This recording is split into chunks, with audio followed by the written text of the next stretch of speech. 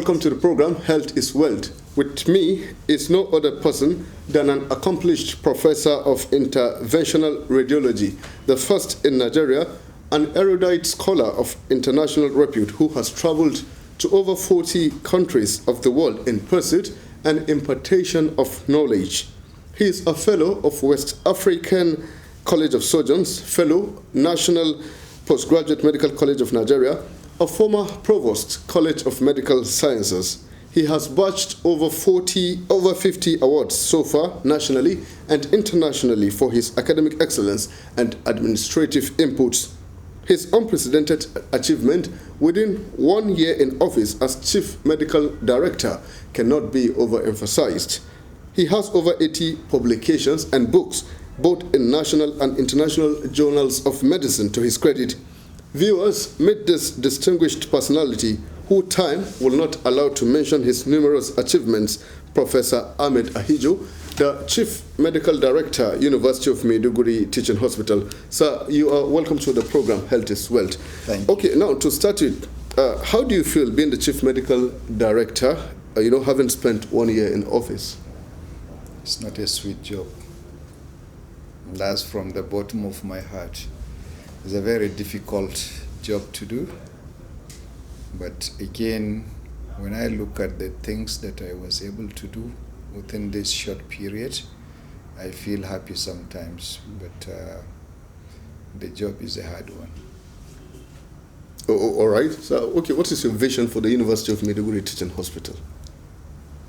The vision that the current management of University of Maiduguri Teaching Hospital has, with myself leading the team, is we want to make University of Maiduguri Teaching Hospital a true center of excellence. We want to make it as one of the best hospitals in Nigeria. Wherever you go within the country and probably within the sub-region, if you mention University of Maiduguri Teaching Hospital, the name should ring a bell in the healthcare system.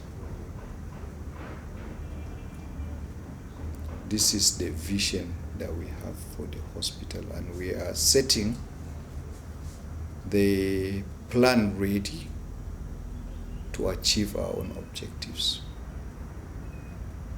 It's not an easy task, but certainly we have to upgrade all the infrastructural state of the hospital, and we have to upgrade the human capacity of the hospital to achieve our goal.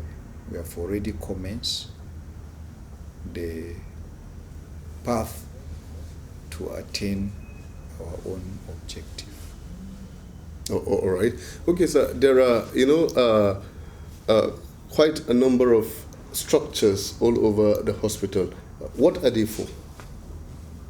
Well, thank you very much for the structures. I think they are one of the first things that attract people whenever they come to the University of Maiduguri Teaching Hospital, that so many buildings going on.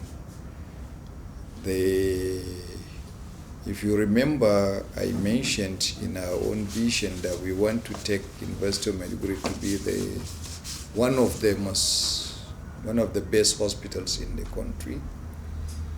First, there are indices that you measure hospitals, both in terms of capacity and in terms of quality of care that you give to your own patients. First of all, we have to upgrade the infrastructure to meet our own needs of being the best hospital in the country. The infrastructure that I meet will not allow me to achieve where we really want to go. So first of all, we're doing infrastructural development in line with the needs of our own society. When I took over, one of the major challenges that I saw in the hospital is the accident and emergency unit of the hospital. The crash room of the accident and emergency has only 5 beds. It means it can accommodate only 5 emergencies at a time. And you know the situation that we're facing in this part of the country now. Sometimes you may have 80, 100 victims. They'll bring them into the hospital and there won't be space for them. So you find some of them on the floor. So the first step is to, based on the needs, we started expanding the structure for construction of a trauma center, which will have about 150 beds capacity to accommodate the challenges we're facing. And the trauma center is one of the best trauma centers in Nigeria, which has specialized operating theater system. If you have neurosurgery injury, you have a section for neurosurgery alone in the trauma center. If you have orthopedic, you have orthopedic alone. If you have vascular injury, you have theater for vascular injury. So it's a specialized form of trauma center with its own ICU, with its own crash room, with its own departments of radiology, with its own laboratories, with its own pharmacy and medical record system. So it's a hospital of its own. So that is the trauma center that we base on the needs. And the second thing, most of the challenges we're having, if you see a trauma case related to the insecurity, you find the household were burned down, and we need a burn center because most of these victims, they come with some level of degree of burns. So we are establishing also a burn center adjacent to the trauma center. That's the next building. It's also having its own theater, its own ICU, it's the whole of the center. After that, the new challenge we are facing in the hospital is the outpatient department. This was the concept of the hospital initially is a full teaching hospital with no outpatient department. So, but with the coming of the current challenges that we have, especially the primary healthcare system of the National Health Insurance Scheme, some of the NHIS patients, University of Medicine Hospital is their primary service center. So we have to establish a GOPD, and we have so many forms of retainerships, ranging from the banks, from the military, from the NGOs, so many of them, they are coming here for their clinical service provision. So we need a dedicated center where we can give a family medicine support in form of general outpatient. And most importantly also, we realize most of our people, they travel to Saudi, they travel to India for medical check. There is no dedicated program that gives them a medical check. When they come, they see, ordinarily, any general doctor, and that general doctor will send them for tests in that one department, the other department, they go around. It's not good for them. Many of them, they feel they want to come and sit down. One person will see them and they provide all the services they need and they go back. So we are coming up with packages of medical checkup for our own people that is standardized. All you need to come in a VIP way, sitting down in the GOPD, and they will take your blood sample, do your ultrasound, do your chest x-ray in a guided form, and then you really pay a fee for that. So we look at all these challenges. We decided to establish a GOPD NHIS retainership complex, which is a 3-story building with all state-of-art facilities, and we are working on that to achieve. The next project that we embark upon is the Physical Rehabilitation Center, which is sponsored by the International Red Cross. Right. And it's where we can rehabilitate those that sustain injuries. And also we want to produce some of the prosthetics that they lack, especially those that lose their limbs, some that need crutches, and all those prosthetic devices that the patient may need. We manufacture them in the place so that there won't be any movement to Kano for such things. And we also started a center for as we named as Child Institute. The Child Institute is a center where a one-stop center for the child. Mostly now you find pediatric surgery, you go to the surgeons. You got pediatric medical, you go to the medical department. You need a lab, you move to the main lab. And you go to radiology, you move to radiology. It's too cumbersome for the patient that is sick. So we want to have one-stop center where everything is done. So we are building, just adjacent to my office, a 150-bed capacity Child Institute. If you have a surgical problem related to a child, there are child surgeons. We call them pediatric surgeons. If you have medical problem, there are physicians.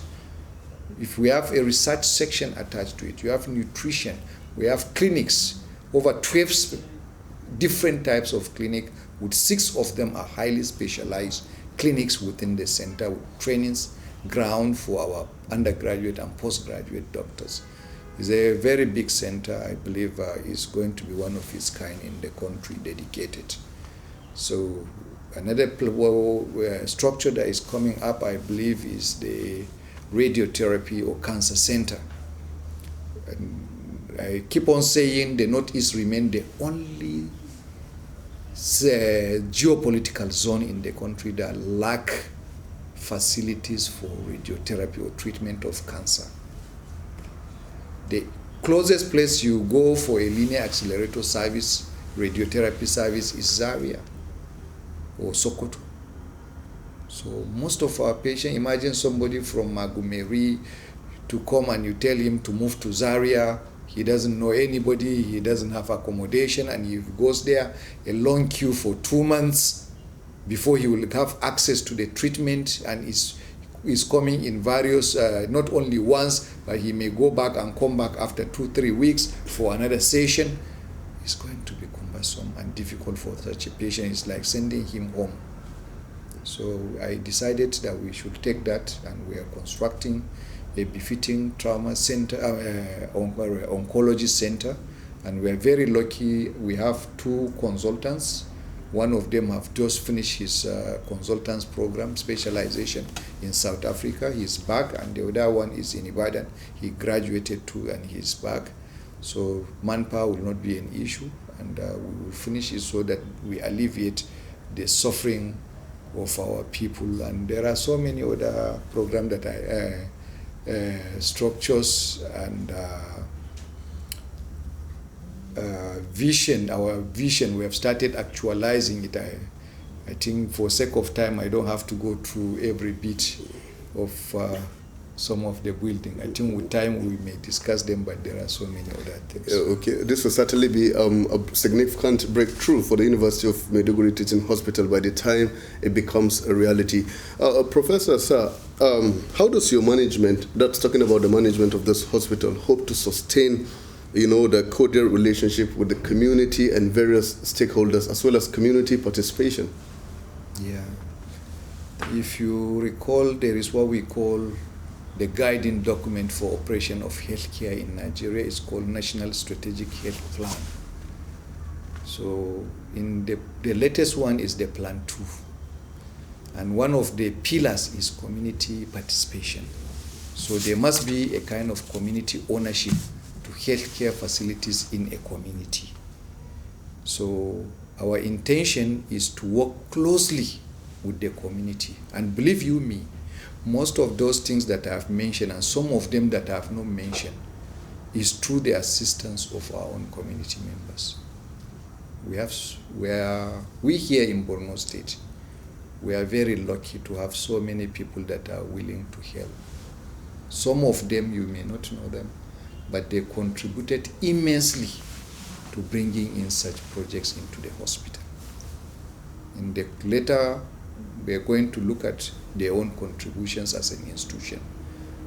but we are open to every person that have something to contribute to the hospital.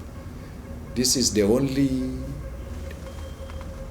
hospital that we have in the state that we can be very proud of for training and providing tertiary clinical care to our own patients. It's the best and the largest hospital as of now in the northeastern part of Nigeria, and it's the referral hospital. And most of the doctors and other paramedics that are working across the northeast are trained in this hospital. So it's the legacy that we can transfer to our own offsprings that will come. So I believe our own contribution to sustain and make it a world class, to attract people from other places to come and get services in this hospital is what will move the town and city to another level. And if we keep on going to other places to seek for medical care, it means we are not ready to develop our own. No matter what, the cost of doing these things are minimal. Many people have the influence. If you go into Aminu Kano Teaching Hospital, you find within the Aminu Kano Teaching Hospital so many buildings named after so many prominent places. You find Dantata Complex, you find so many other names there. These people, they came with their own money, they built structures into their own hospitals. Recently, somebody bought an MRI worth 300 million to Ahmadu Bello University Zaria. He said he doesn't want his name to be mentioned. And similarly, somebody I know in Kano, AKTH, he went and he gave a check that they should buy some of high-tech machines, hundreds of millions. He doesn't want his name to be mentioned, and they said even after buying there is no training. He sent some of their doctors training abroad. So I think we are not saying bring in money, but there are so many forms of help, so many. One may bring in help because of his influence. He can say a word and many things will change because of that particular word. Somebody may have the money to do it, and the assistance is not much. No matter what you have, give it to at your level. It's not more, it must not be hundreds of millions or a million or tens of thousands, no matter how small, because we have so many indigent patients. We have patients that doesn't have anything, they doesn't have money to treat themselves. I think it will be very good if we come from time to time to look at those patients that doesn't have the ability to treat, and then we assist them, and we look at the institution that is in our own community. How do we support? And believe you me, my own management in this teaching hospital, I'm ready to listen to any advices from the community. If there are things that we do wrong, you understand, my door is always open. Bump in, tell me, I noticed this is wrong. I tell you, how do we collectively change it? Because it's our own hospital. Today, I may be the chief medical director. Tomorrow, I'm not. It's another person. So, it's from our own place, and we are all the same. And our own ambition is to provide the best care we can for the sick in our own community. So community participation is one of the pillars that we really believe will change a lot in providing our health care. We are calling on all those that can do something. Please let them come in and we work together to move the hospital to the next level. Thank you. All right. Our best wishes to you in that regard. Okay, Professor, the University of Maiduguri Teaching Hospital has in recent times been experiencing congestion due to influx of patients who are coming around to put up influx of relatives, I beg your pardon, who are coming around to put up with patients, thereby overstretching facilities. What are you doing to tackle this challenge? Thank you very much. The plan that we have, the reason why you see all this expansion is part of the problems that we saw. When I came in, took the statistics of the hospital for a period of 10 years and I studied it. Because whatsoever you do must be evidence-based in a scientific way. So I look at the needs of the hospital. Let me give you an example. The Child Institute that we are building is a 150-bed facility. I was trained as a medical student in this hospital. When I was training, the whole of the pediatrics, the pediatric medical ward and the pediatric emergency EPU is 64 beds. When I, as the chief medical director, when I was a medical student in this university, and today I am the medical director and it's still 64 beds. Imagine how much the population of Maiduguri or the Northeast have increased from the time I was in medical school to the time I have become a professor and the chief medical director. So the infrastructural development we're embarking on is to meet the needs of the patient load that is so much. The patient load is very, very high, is stretching all our infrastructure, as you said, but we are expanding and we'll continue to look at all the equipments that are required to ensure that we meet up to the demands and the needs of our own society. That also tells us that the decay or the deterioration in the facilities will be very fast because of the overuse. A machine or a structure that is supposed to last 10 years, if you overuse it, it may end up being just for 5 years. So I believe there is need for replacement of a lot of things when we're working along the direction, and also still my appeal, those that can help in any way, they should come in so that we all assist in building our society. Many people may have money that they think that you can fly to Egypt, you can fly to Saudi. I'm sorry to say that, but the reality is sometimes some of the emergencies, you have nowhere to go. You just come to, that's the time will not allow you to go anywhere but here. Yeah, all right. Even if you have the money. Okay. So I'm appealing. This is an emergency situation for all of us. All right. Let's help our own system. All right. We seem to be running out of time, but I think we have to take some critical questions. Okay, sir. Staff attitude to work, I must say, is critical towards the overall development of this reputable institution. I would like to know, how do you intend to, encourage a more friendly approach to work? In summary, please, due to time factor. I will rush two things. We are embarking on also human resource development, because attitudes all depends on the knowledge that you have. If you have adequate knowledge, you will behave very well. So we are working a lot in improving the skills of our staff, to train them, and also the attitude of the staff. We are coming up with what we call the clinical audit. If you are supposed to be in the theater, there should be an audit system to make sure that you are in the theater. As a medical staff, if you are in the clinic, you are supposed to be checked by clinical audit, you are in that clinic. If you are supposed to be in ward round, if you are supposed to do 10 tests, if you are supposed to come and do a clinical round or an academic program within the hospital, any activity, there must be an audit system. So we are going to start a digital clinical audit system to checkmate the attitude of our staff at the workplace.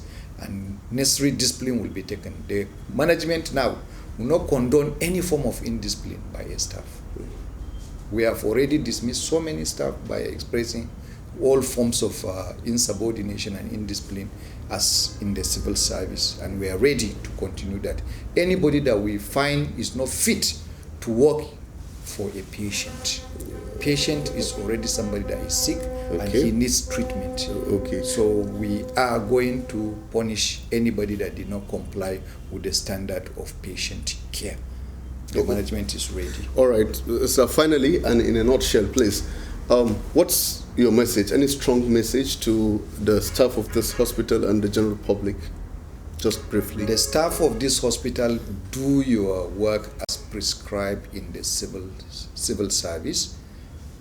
Please remember, God has put you in this position to treat a patient. Take that as a trust from God. Do your work diligently. Have some level of mercy to all your patients. Talk to them in a cool, fine way. They are patients. They came with problems. Do not add problems to their own problem. And to my patients, patronize the hospital. We will continue to give you the best health care that you need. And if there is any issue, my doors are open. Come to my office directly to tell me your problems. I'm here for you so that we can work together. All right. At this juncture, I'd like to say a very big thank you to you for being part of the program. Well, the program, it's Health is Wealth, and we have been discussing with the Chief Medical Director, University of Maiduguri Teaching Hospital. We thank you for being part of it till we come your way again some other time. Good night. God bless you all.